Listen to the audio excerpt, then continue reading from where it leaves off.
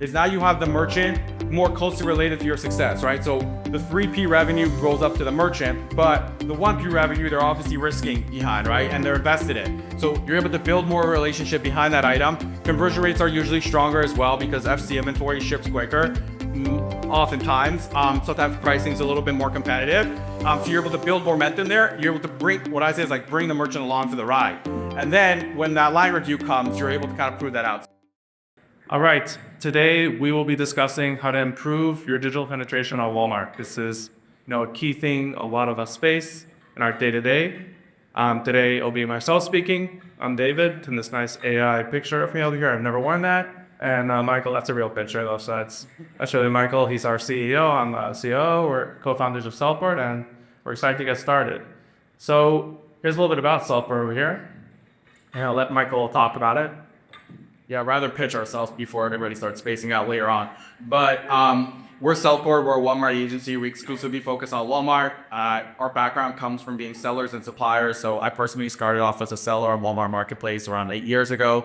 Saw the success on Marketplace, expanded the brand to stores, and just noticed that Walmart was growing so quickly and there were so many aspects to the digital ecosystem that we were getting really good at figuring out, and I felt like other brands would leverage. So that's what we launched SellCord. A little bit about us, we're the leading marketplace focused agency, but we're really focused on Walmart.com as a whole. So we're Omnichannel focused. So when we do a lot of digital efforts, it's with in mind for how to grow digital penetration, but also how to positively impact your store business. So I know that's a lot of what everybody here is interested in. So we're going to talk a lot through that. We manage over $2 billion in Walmart.com sales, around $6 billion in total Walmart GMV. And we're really focused on being an extension of brands' teams in multiple different ways. So a lot of the work we do is on the advertising side, on the content side, but also we built a lot of unique technology that helps with not only reporting and analytics and ad tech, but also unique things to help grow Walmart sales. So we'll talk through some of them later. But for this conversation, it's going to be mainly focused on overall how to think about growing your digital penetration with Walmart. What are some key things that really anybody could do, whether you use SellCord, whether you're a current client or not? Just how do you think about it and ways you could leverage to grow?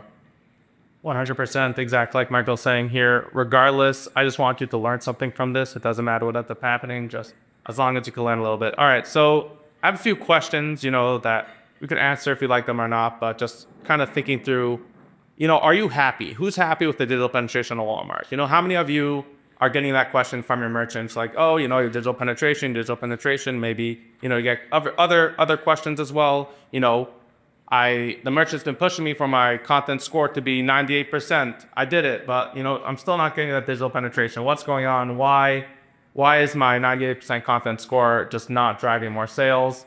And then again, you do all this, now it's like, all right, you just gotta throw some money into advertising. Finally, like, why am I spending but just not seeing more results? I'm putting this effort in. I did all these different steps. I'm listening to everything that they're telling me to do, but I'm just not seeing those results. So let's talk about a little bit what you'll be learning today. There's going to be 3 key takeaways that I'd like you to be able to understand. What are some actionable strategies to improve your digital penetration beyond, the standard that you've learned? How does content, media, promotions, how do these all work together hand in hand to grow on the platform? And then just the general thoughtful strategies. All right, so let's take a look at today's agenda, just something for you guys.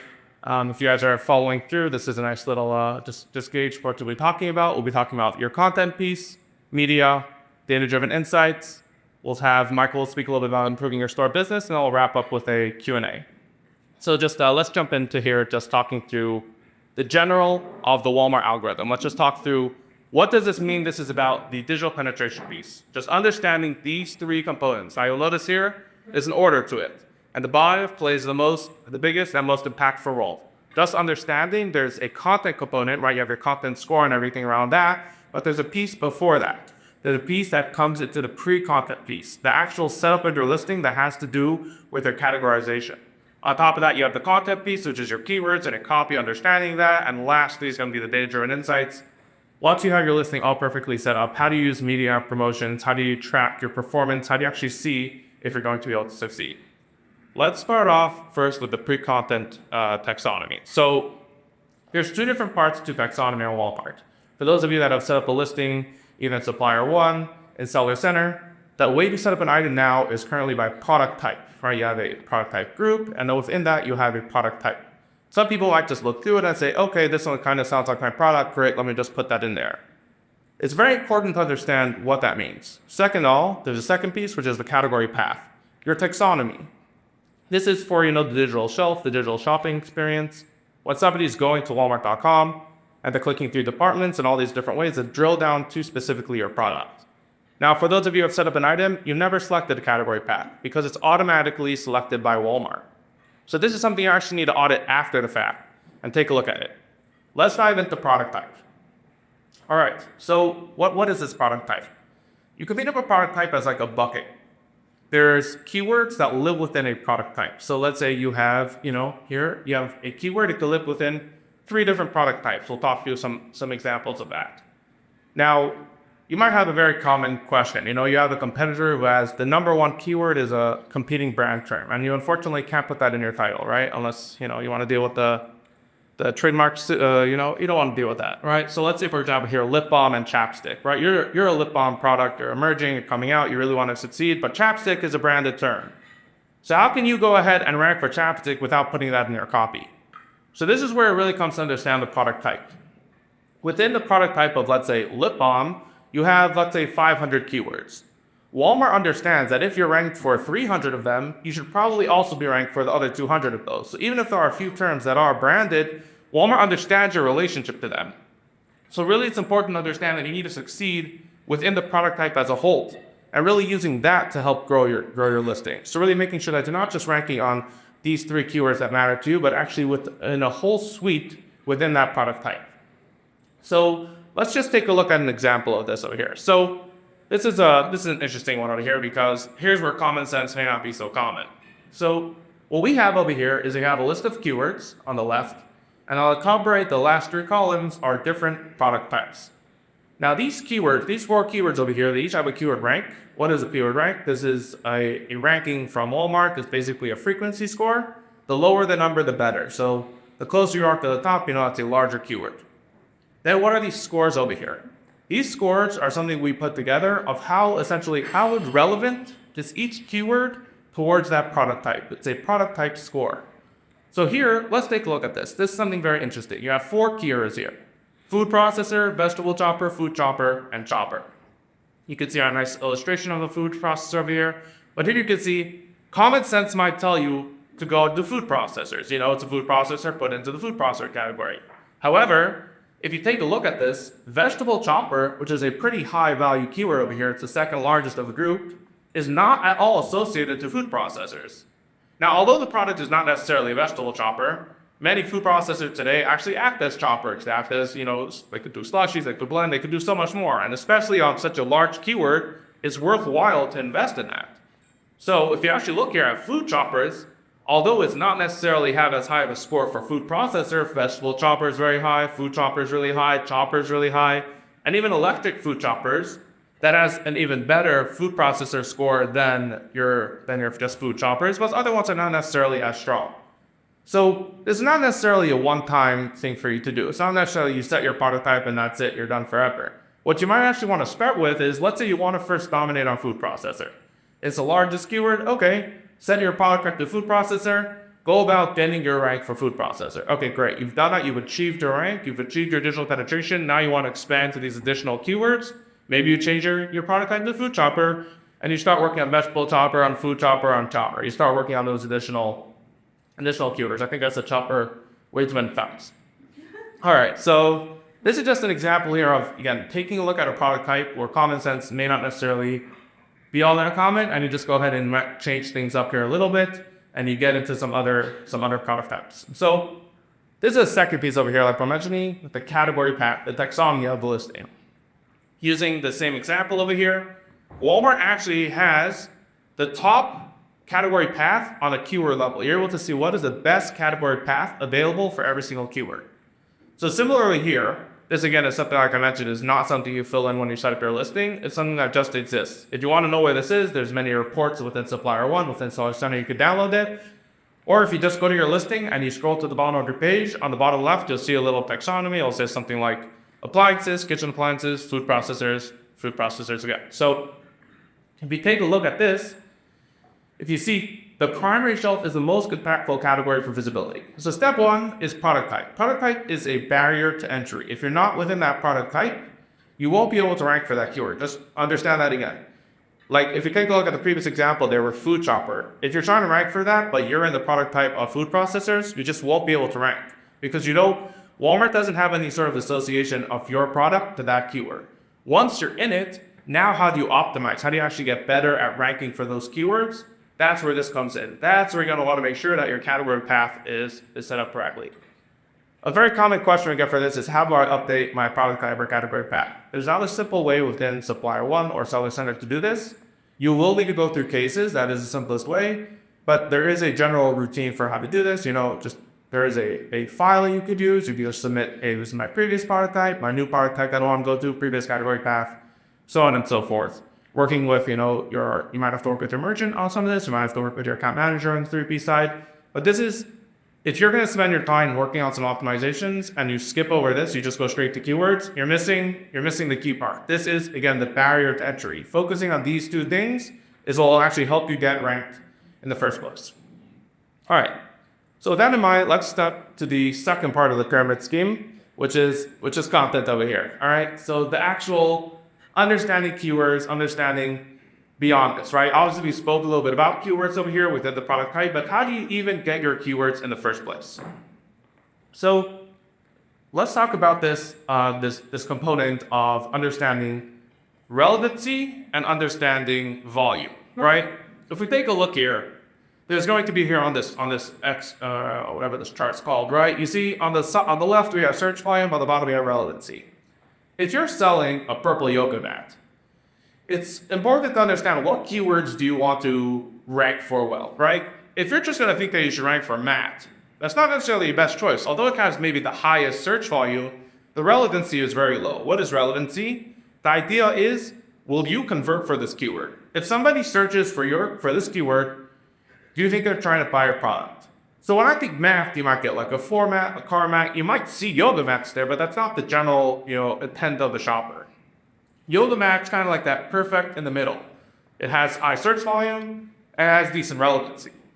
Now you might have purple yoga mat, which has extreme relevancy. It's exactly what the product is, but has a fraction of the searches. So not really many people are searching for it. So really your key here is rank for yoga mat. Find like that perfect balance of a high search volume and also a high relevancy. Now, your question might be, how do you get search volume? This is a great question. We'll talk about that a little bit later in the data-driven insights. But on the relevancy component, that's sometimes you just have to think a little bit. You have to think, what is going to be a keyword to get that? If this person types for that keyword, are they going to want to purchase my product? All right, so that's just a very important piece when it comes to keywords. Now, where do you put your keywords, right? You've heard your content quality score. This is, I'm sure, something a big pain point for many people, right? But what do you do with your keywords? The most impactful place for your keywords is within your title.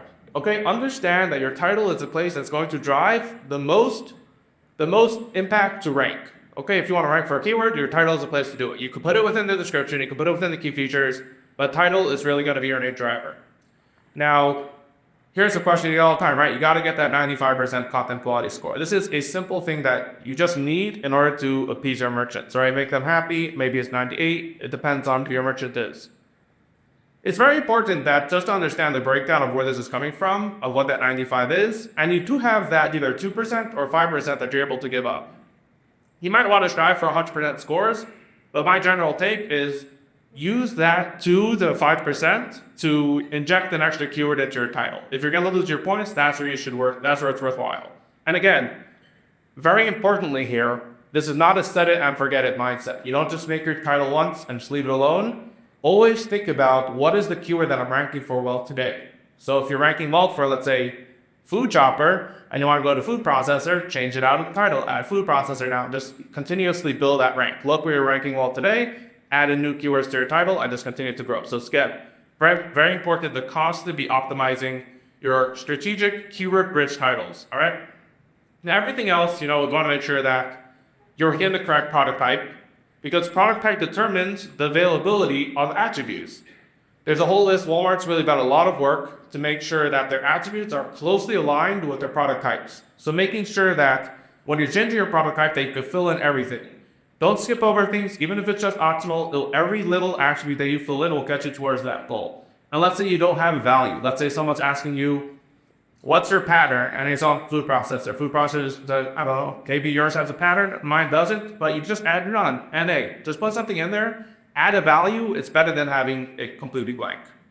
So by doing this, by achieving your score, something that's very important I have to think about is getting past this conversation and just having a good score lets you have that conversation with Walmart about, growing from there. How do you actually move to, catalog expansion, things like that, instead of just always getting this pushback for your score. So use your attributes to really filling things well. Just to understand the score a little bit better, let's look at the next slide here.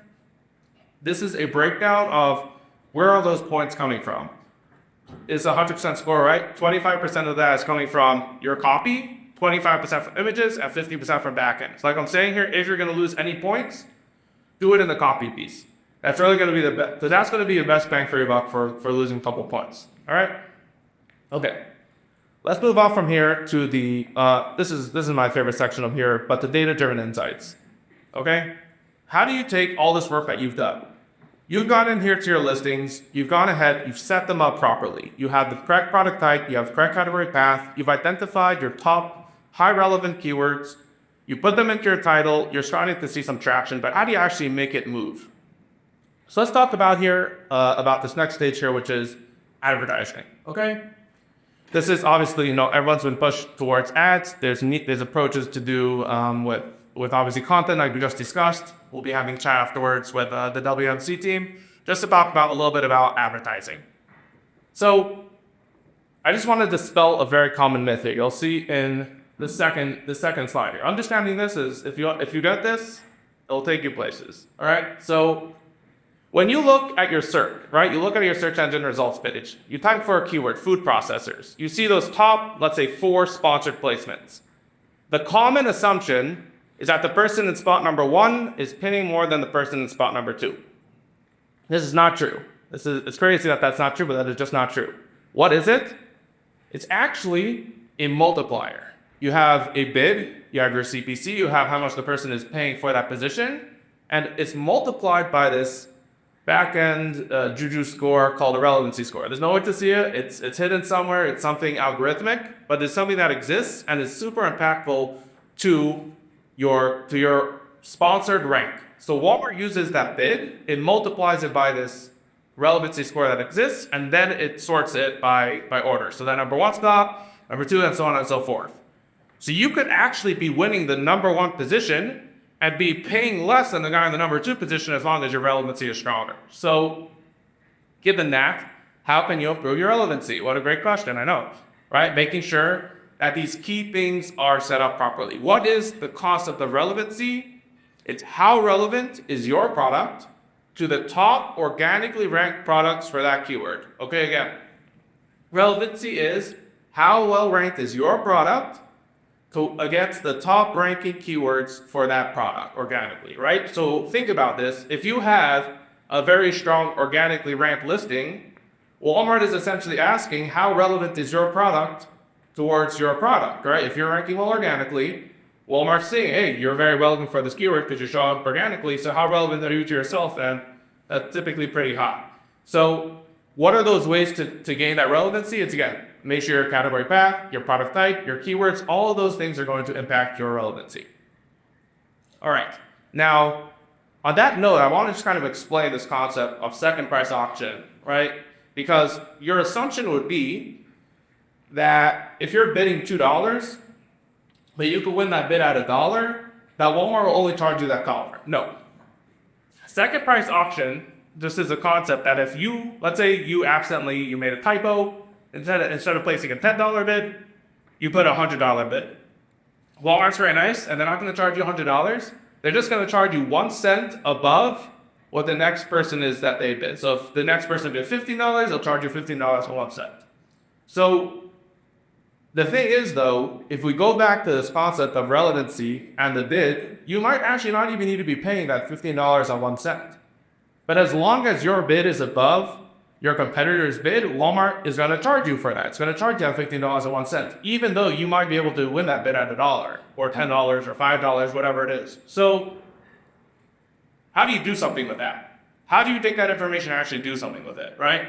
You need to check, always be checking your sponsored rank and your organic rank. And you should be able to see that if your sponsored rank is high and your organic rank is high, bid a little less. Now, Walmart can actually be like, hey, what are you saying? Spend more money. What are you talking about? No, that's not true. Spend money on assortment, right? Grow your catalog, right? Push it towards listings that aren't necessarily thriving.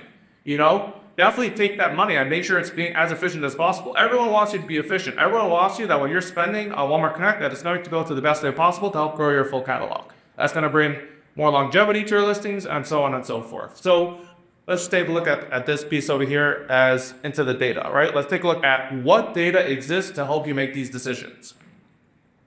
So I like to look at 3 different sources of data over here. By the way, we'll share this after with everyone. So please maybe make a couple of edits, just maybe a typo here and there, but we'll be sharing this across. But here are 3 key areas that you'll be taking your data from and how they all work together. And I believe if you have a clean way to look at this for your account, and I say you can look at it on an account level, you can look at it on an item level, and I really love to look at it on an item keyword level. So what information exists?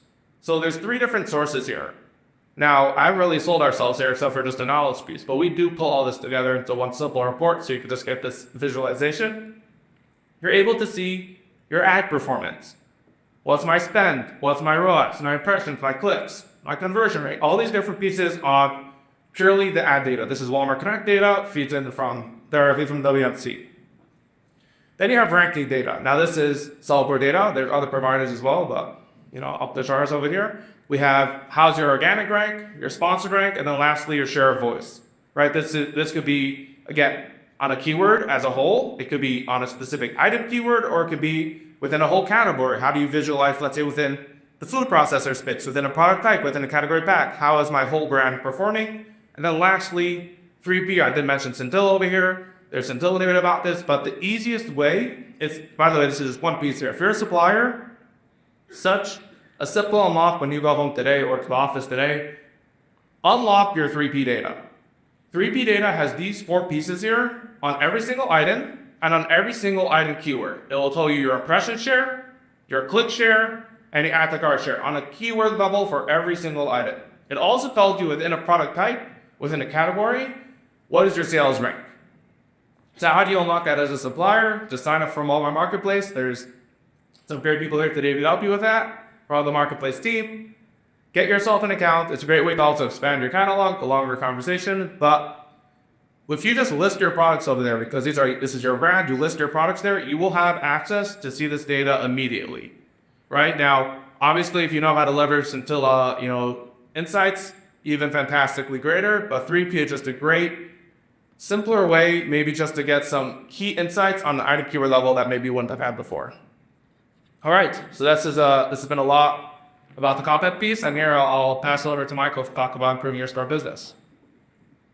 My time.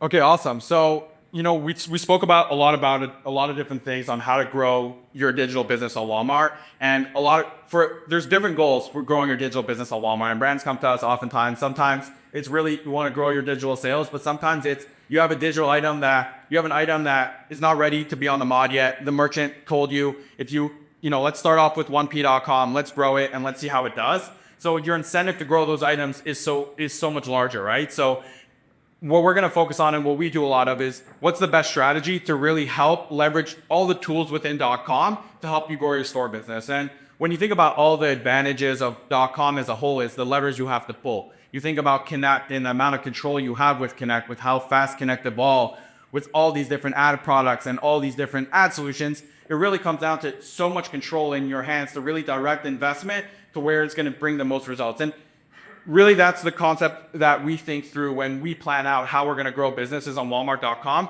It's really through thinking through the different angles. So this is, one general way how we think, which is the path to grow on 1P is how to think about the different channels. And I think this is where we could go on a tangent here, so I'm going to try to stay focused, but where people a lot of times when you're an omnichannel supplier is how to really look at the 3P business. So this is my favorite one, which is really you leverage 3P to gain exposure, control share, and manage your brand, right? So when you're a large supplier, there's other people selling your brand online. So through enabling 3P, you're able to control that. That's an easy one.